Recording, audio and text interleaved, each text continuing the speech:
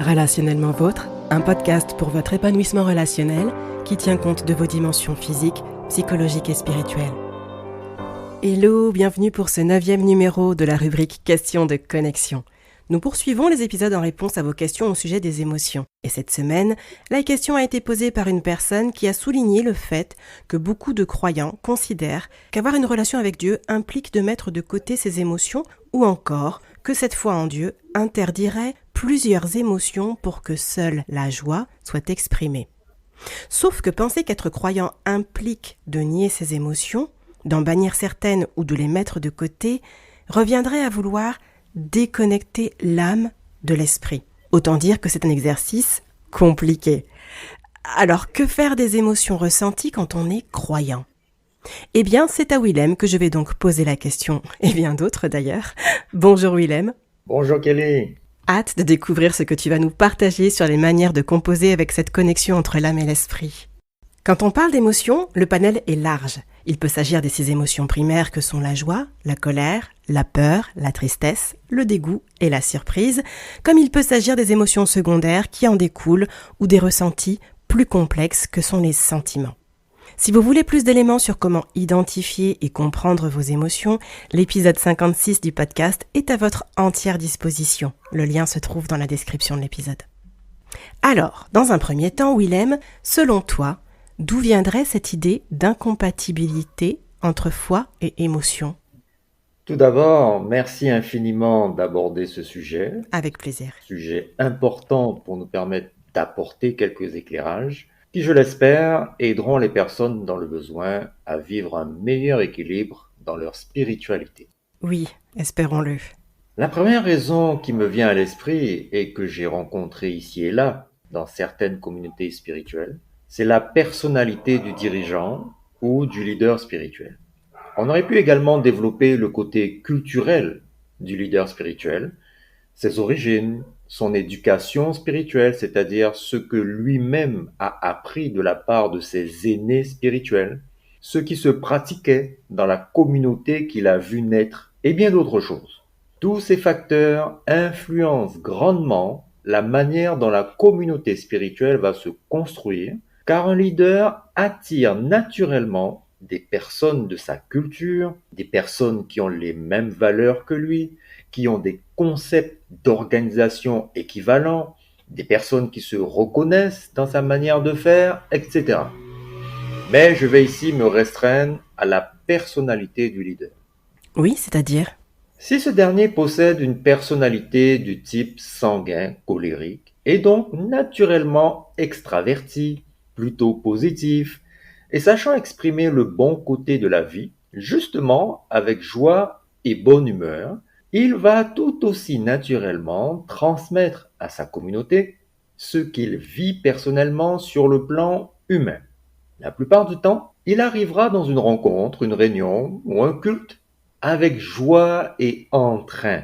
Et il aura du mal à s'adapter à un auditoire qui ressent l'exact inverse ou qui lui semble être froid ou peu motivé, sans pour autant que cela soit une réalité. Cela peut être qu'un ressenti à cause de ce qu'il est lui-même. Le problème dans cette situation, c'est que le leader va spiritualiser le désagrément en exhortant son auditoire à vivre immédiatement ce que lui est en train de vivre. Il ne souhaite pas les rejoindre dans leurs besoins, ni les comprendre dans leurs ressentis. Il souhaite, au contraire, être rejoint pour que l'atmosphère de la rencontre soit plus agréable et que l'on passe un bon moment. C'est à ce moment que des passages de la Bible, des interprétations rapides peuvent être utilisés comme prétexte pour arriver à des résultats qui correspondent à la personnalité du leader. Il est dommage de constater que ces interprétations deviennent au fil du temps des dogmes ancrés dans la communauté et certaines personnes vont penser qu'il s'agit de principes bibliques alors qu'il s'agit d'une tradition qui s'est installée petit à petit sans véritable fondement biblique. La personnalité du dirigeant y est pour beaucoup. Très intéressant. Donc un comportement provenant d'une figure d'autorité peut être interprété comme un exemple à suivre, alors qu'en réalité, il n'y a pas du tout de fondement qui encourage à suivre cet exemple en soi. Tout à fait. Et il est aussi important de souligner également qu'à l'inverse, un leader spirituel qui aura une personnalité du type flegmatique, mélancolique, qui sera donc naturellement introverti, il sera certes compétent dans les différentes tâches de sa fonction, mais il aura plus de mal à exprimer publiquement une joie extravertie, un côté jovial, avec des invitations pour l'auditoire à vivre cet aspect. Dans ce type de communauté, l'atmosphère est à l'image du leader, c'est-à-dire solennelle, sans beaucoup de bruit, très calme. Et en général, on ne retrouve pas des invitations à la danse ou à des expressions manifestes de joie. En soulignant ces deux aspects chez les leaders spirituels, on comprend mieux les tendances des communautés et les atmosphères qui y sont entretenues. Ce sont bien sûr des pistes et des considérations générales, car si l'on veut vraiment comprendre les pratiques qui régissent une communauté, il faut pousser l'analyse un peu plus loin. Mhm. De plus, comme je l'ai dit, dans les deux cas, le problème est de spiritualiser la tendance naturelle du leader qui va ensuite vouloir l'imposer à la communauté. Il va demander en substance à son auditoire, sans pour autant utiliser ces mots-là, entre guillemets, soyez ce que je suis, vivez ce que je vis.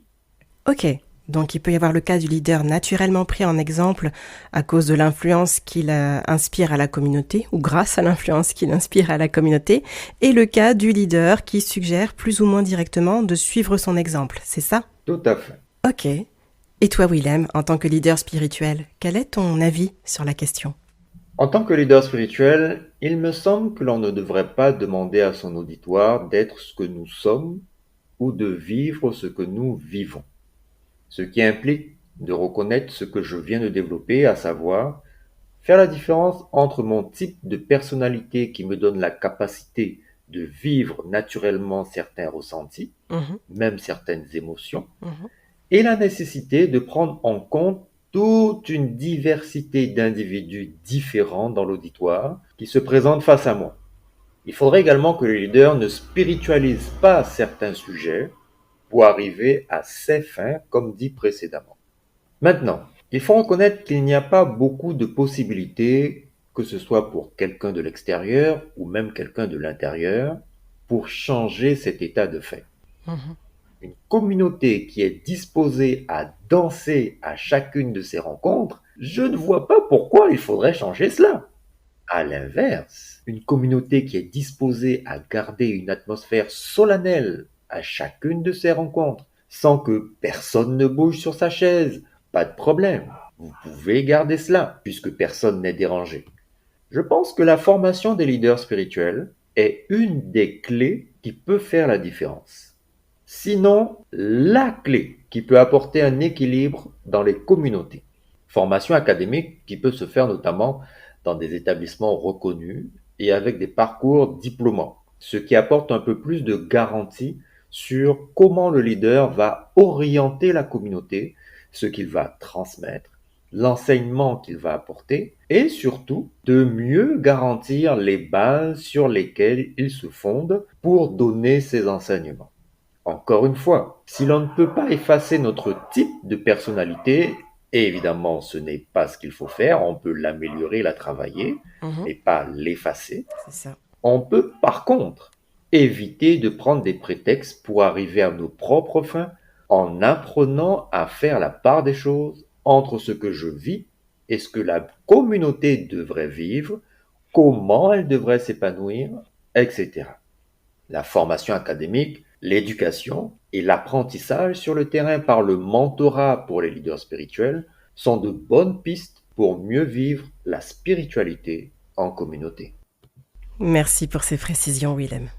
Bien qu'il n'y ait pas d'incompatibilité entre foi et émotion, la foi interdit-elle de ressentir ou d'exprimer certaines émotions? Ah ah, pas du tout.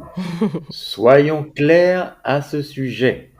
La foi n'interdit nullement d'exprimer toutes ses émotions Je dis bien toutes. Vous avez bien entendu, chers auditeurs. Toutes. Oui, toutes les émotions sont compatibles avec la foi. Ok. Et pour reprendre la liste que tu as donnée au début, Mhm. il n'y a pas d'incompatibilité entre la foi et les 6 émotions primaires que sont la joie, la colère, la peur, la tristesse, le dégoût, la surprise. Oui, c'est vrai, certains d'entre nous n'auront aucun problème à affirmer la compatibilité de la foi avec la joie et peut-être même la surprise, mais alors, la colère, la peur, la tristesse et le dégoût, j'entends d'ici des holà et de vives protestations s'élever contre mon propos. Oui, ça risque de faire débat. C'est sûr. Oui, faire débat et peut-être davantage. Mais laissez-moi quelques instants pour vous apporter quelques arguments, parfois textuels. Mhm. Je ne ferai pas ici une étude complète, car ce sujet est très vaste et il y aurait beaucoup à dire, mais je donnerai seulement quelques pistes qui pourront aider à la réflexion. Concernant la colère, on peut lire dans Éphésiens 4, verset 26, Si vous vous mettez en colère, ne péchez point. Dans d'autres versions de la Bible, ce qui correspond à d'autres traductions, car la langue originale de la Bible est l'hébreu pour l'Ancien Testament et le grec pour le Nouveau Testament, et non pas le français. Or, toute traduction est le résultat d'un choix. C'est vrai. Donc, dans d'autres traductions, celle de Parole de vie par exemple, on peut y lire Quand vous vous mettez en colère, ne commettez pas de péché. Ou encore la version Semeur qui dit carrément Mettez-vous en colère. Mettez-vous en colère. Mais ne commettez pas de péché. Toutes ces versions ont un point en commun sur la colère. Rien n'interdit de se mettre en colère. Mhm. Rien n'interdit de vivre la colère. Rien n'interdit de ressentir de la colère. Par contre, en passant par la colère, en vivant la colère, je dois faire attention à comment je l'exprime. Qu'est-ce que je dis ou qu'est-ce que je fais? Ce qui ne doit en rien porter préjudice à ma personne et surtout pas à autrui, à mon entourage. Effectivement. Concernant la peur, ou même le dégoût, bien rusé celui qui me dira qu'il n'a jamais connu la peur, ou qu'il l'a éliminée de sa vie, et que jamais plus il ne connaîtra la peur jusqu'à la fin de ses jours. De même pour le dégoût. On peut faire de l'humour avec cela, mais ça ne correspond en rien à la réalité. C'est sûr. Les individus sont différents et vont donc réagir différemment face à une même situation. Mais encore une fois, ce que je vis ne peut être imposé comme une généralité pour le reste de la planète. On est bien d'accord. La peur est une émotion naturelle qui est bien souvent vitale pour nous sortir de certaines situations, pour enclencher un processus de survie, de réaction nécessaire, etc. Mhm. Quant au dégoût, comme dit le dicton, tous les goûts sont dans la nature. Ce qui veut dire que ce qui sera bon pour toi, Kelly, ne le sera pas forcément pour moi.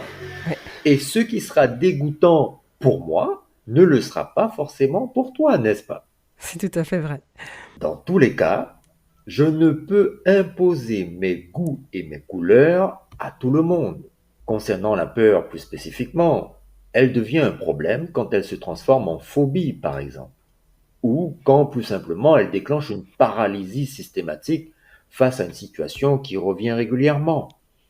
À ce moment, il ne faut pas hésiter à consulter un professionnel, psychologue ou thérapeute, qui aidera la personne à comprendre le mécanisme de ses peurs, à les dénouer, et le professionnel proposera des pistes pour faire face aux situations, affronter ses peurs ou adopter des stratégies qui permettront de débloquer les paralysies. Merci pour ce précieux conseil, William. Et je terminerai avec la tristesse qui, de la même manière, ne peut pas être éliminée de nos vies. Comment rester joyeux quand on vous annonce qu'un de vos parents bien-aimés vient de décéder? Comment ne pas éprouver de la tristesse, même momentanée, lorsqu'une mauvaise nouvelle nous tombe sur la tête? Ce serait tenter de sortir de notre humanité si l'on voulait éliminer la tristesse. Même le Christ a vécu une situation de tristesse où les mots qu'il emploie à ce moment-là sont très significatifs. On peut lire dans Matthieu 26, verset 38. Il, c'est-à-dire Jésus, leur dit alors, mon âme est triste jusqu'à la mort. Restez ici et veillez avec moi. Dans les différentes versions que j'ai mentionnées tout à l'heure, on trouve quelques nuances. Et elle dit ceci. Mon cœur est triste jusqu'à mourir. Restez ici, restez éveillés avec moi. Je suis accablé de tristesse, à en mourir. Restez ici, éveillés avec moi. On voit bien ici que Jésus ne cherche pas premièrement à se débarrasser de la tristesse. Il exprime ouvertement ce qu'il ressent. Par contre, il cherche en premier lieu la compagnie de ses disciples pour faire face à la situation qu'ils traversent. Le problème n'est donc pas la présence des émotions qui nous traversent, mais la réponse que nous allons donner à ce que nous ressentons et la manière dont nous allons interagir avec les personnes de notre entourage. Vont-elles subir mes réactions ou seront-elles des ressources pour m'aider dans ma traversée? Ce qui leur démontrera que je suis humain et que j'essaye de faire avec mon humanité. J'essaye de me réconcilier avec elle, ou du moins de ne pas la rejeter, tout comme les personnes de mon entourage sont invitées à le faire. Et si nous le faisons tous, nous nous tenons la main pour affronter la vie. Waouh! C'est magnifique la manière dont on revient à un équilibre entre foi et spiritualité. Finalement, on accepte notre nature humaine dans l'accueil de nos ressentis, tout en veillant à la manière dont on les exprime, et on peut trouver dans la foi en Dieu, ainsi que dans nos relations avec les autres, des ressources pour faire face à ce qu'on traverse. Tout à fait. D'ailleurs, du coup, ça répond en partie à ma question suivante qui est « Comment conseillerais-tu de composer avec ce qui circule en nous sur les plans émotionnels et spirituels ?» Effectivement, ce qui vient d'être dit peut être une bonne base pour la réponse à cette question. Premièrement, la reconnaissance de mon humanité, l'acceptation de qui je suis à l'instant T, avec mes imperfections, peuvent m'aider à composer avec ce qui circule en moi sur le plan émotionnel. Sur le plan spirituel, cela me donne l'occasion de faire le point sur ma situation présente, afin de m'en remettre à plus grand que moi quand je suis déstabilisé par ce qui circule en moi. La prière est un bon principe qui aide à me décharger dans la foi sur plus grand et plus puissant que moi.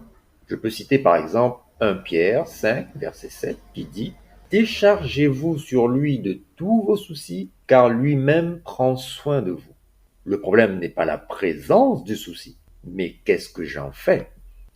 Deuxièmement, comme on vient de le voir avec Jésus, inviter une ou quelques personnes de confiance à nous aider dans notre traversée est une stratégie à envisager sérieusement. Être isolé dans une situation de détresse ou de tourment peut être terrible sur le plan émotionnel. C'est sûr. Se sentir seul à vivre une situation difficile peut alourdir davantage notre fardeau. Au contraire, lorsqu'une ou des personnes de confiance sont d'accord pour simplement se tenir à nos côtés, nous tenir la main, parfois sans rien dire, sans prononcer des mots qui ne seraient pas adéquats, alors nous nous sentons soutenus, épaulés, et la traversée en bonne compagnie se fait de manière plus assurée. Si en plus ces personnes nous aident à prier et que nous nous remettons à Dieu ensemble, cet apport de spiritualité ajoute une force, une énergie, des capacités supplémentaires pour transformer notre situation, nous transformer nous-mêmes et vivre l'espoir que demain sera meilleur. Et enfin, troisièmement, je conseille souvent à mes interlocuteurs de se procurer des livres écrits par de bons auteurs sur les sujets qu'ils traversent.